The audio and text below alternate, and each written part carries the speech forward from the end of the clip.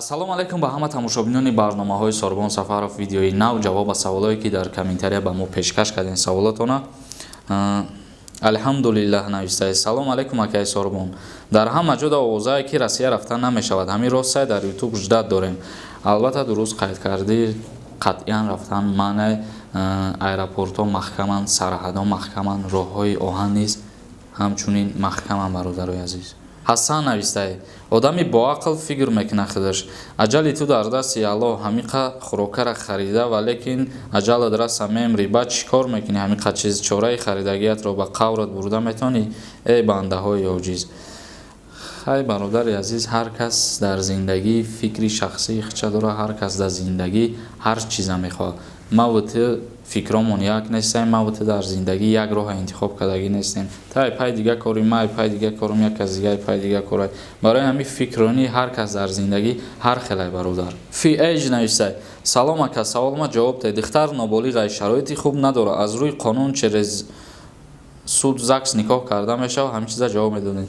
албатта аз рӯи қонун бо тариқи ҳалномаи суд дар ҳолати набудани шароит ва дар ҳолати розӣ будани падару модари ҳамун духтар ва боз як ҳолати дигар дорад ки ҳамун шахсияте ки ӯро ба занӣ мегирад аз уҳдадории ҳамун духтар биромада битавонад мисол соҳиби ҷои кор бошад. дар ҳамин ҳолат бо тариқи ҳалномаи суд пешаи 18 солагӣ метавонанд ЗАГС карда никоҳ кунанд бигиранд. марад солихов нависад. масҷидоро маҳкам кардан бигиранд. аллоҳ аз ин бадтар мешен. интизор бошед мардуми гумроҳ. масҷидоро бародари азиз ҳамаша аз сари нав кушода карданд. красавчик тҷк нависад. салом алайкум бародар. ман як савол дорам. бародар ман двойное гражданство дорам. ман дар Россия хизмат кардам. мара Тоҷикистон да меқапан мебаранд хизмат. ҳамин савола ҷавоб де. боши бародар. дар як давлат хизмат мекунӣ, мисол агар дар Федератсияи Россия ки хизмат кардӣ, дар ҷумҳурии Тоҷикистон ҳам мекунӣ. военный билет дошта бошӣ главни. ё ки дар иҷа хизмат кардӣ, дар Россия хизмат намекунӣ.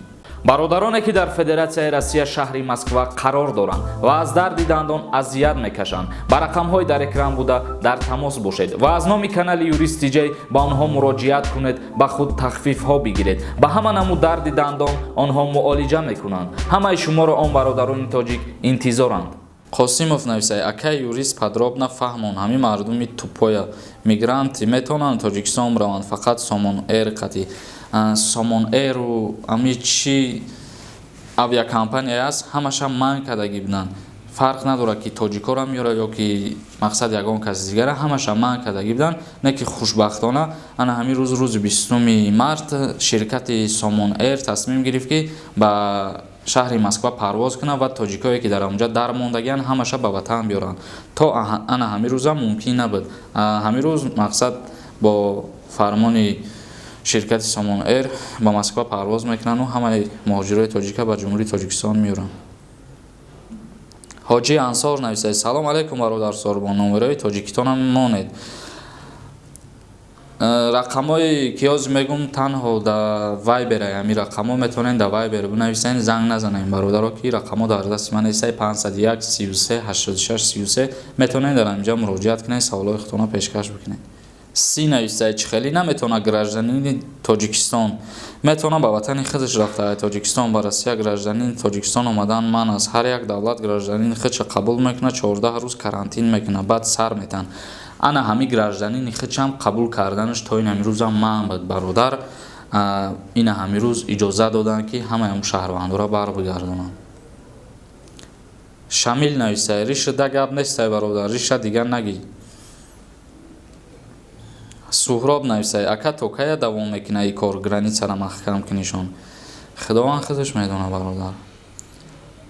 ардараш Тиҷей нависад. ман дар хона 450 дона мирғ дорам. меган налог биспор, бояд спорам ё ки не?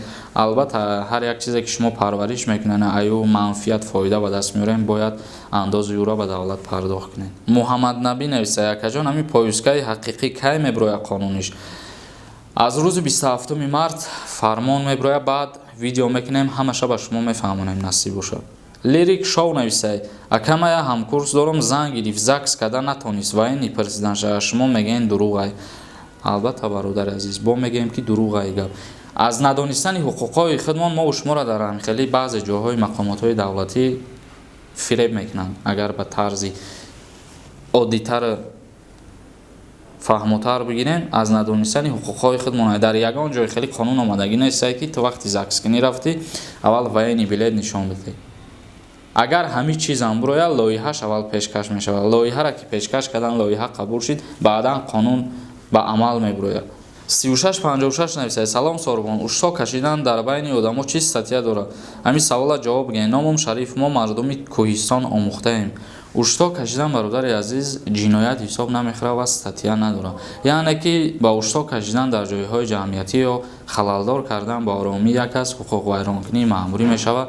аз як нишондиҳанда то 3 нишондиҳанда ҷаримаи маъмурӣ карда мешавад. яъне ки як нишондиҳанда баробар аст ба 58 сомонӣ.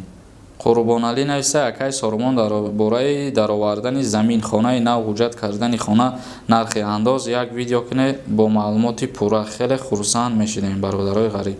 иншааллоҳ ягон видео мекунем дар бораи ҳамин гуфтагии худ. Таҷик Лев нависад: салом акай Сорбон, бо имо ё ин ки WhatsApp як суҳбат мекардем. Як савол дорам. аммо рақамҳои Viber-е ки гуфтам дар онҷа метавонӣ саволта пешкаш кунӣ, ҷавоб мегирӣ. Муҳаммадҷон нависад: Муҳаммадов, салом акай Сорбон, як савол. агар коркуни гаи манъ кунад, чанд минут бояд ждат кунӣ? ки наёя ҳай кунӣ бирай. мутобиқи қонун 3 дақиқа бояд коркуни гаира интизор шавӣ. пас аз 3 дақиқа агар ки наздат наоя, метавонӣ ҳай кунӣ бирай бародар. ТЖК нависад: безор кардем хатиями аблаватон, бирен хизмат кунен. мен бирен охӣ. абача мо хизмат кардем, намурдем ку. ами айни аблава ки мешава, мақсад канали мода бо обуначиҳои навам ҳастанд ки мехоҳанд ки ба саволҳои хушон оиди хизмати ҳарбӣ, оиди синни солуш, оиди вазне ки хизмат мебаранд, умуман дар мавзӯи аблава мехоҳанд маълумот бигиранд. ба ҳамин хотир чӣ саволе метиҳанд, мо кӯшиш мекунем ҳамон саволҳошона ҷудо карда то ҳадди имкон ҷавоб диҳем. мақсад чӣ хеле ки шумо савол метиҳед, мехоҳем ба саволотон ҷавоб гирем, ӯ бародароро ҳам мехоҳанд ки ба саволҳои хушон ҷавоб гиранд. ба ҳамин хотир бародарои азиз хоҳиш мекунем ки касе дар бораи аблава ягон комментария менависа, амура дашном накунен, ягон сухани бадаш нагӯед. Абдулло нависад: салом алайкум акай Сорбон, аллоҳ нигаҳбонат боша. як савол дорам. Наваскар то чанд кило боша мебаранаш? ҳамира ҷавобте бисёр бачаҳо мепурсанд бародар.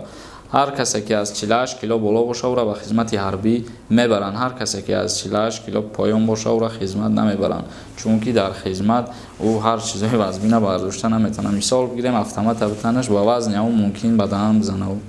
Муҳаммад Бодаков нависад: ма дар Питер мехонам политсейская академия спец уголовный. ҳамин ихтисоса метавонам баъди мактаб дар Тоҷикистон кор карда. албатта агар дар корхонаҳои давлатӣ, мақсад дар ҳамин ягон отдел ё ки дар ягон ҷо уголовный кшиданӣ бошӣ, мақсад маълумотат олӣ боша, метавонӣ кор карда. инак тамошобинони гиромӣ, видеомона ҷамъбаст мекунем. чӣ хеле ки мо қайд карда будем, видео барои чӣ дер бировардистем. дар ҳамин айни аблава мо тасмим гирифтем ки як филми дар мавзӯи аблава пешкаши ҳамаи тамошо бикунем. мақсад ки пай корбори ҳаваем, интизор бошем, худованд розӣ боша. дар рафти аблава ҳамун филми гуфтагии мо мебирояд, пешкаши ҳамат мегарда, тамошо мекунем. ва дар канали ма юристиҷа подписатсия кунен. ягон савол боша метавонен поёни ҳамин видеода ё ки дар инстаграм пешкаш бикунед. худоҳофиз ҳама каса.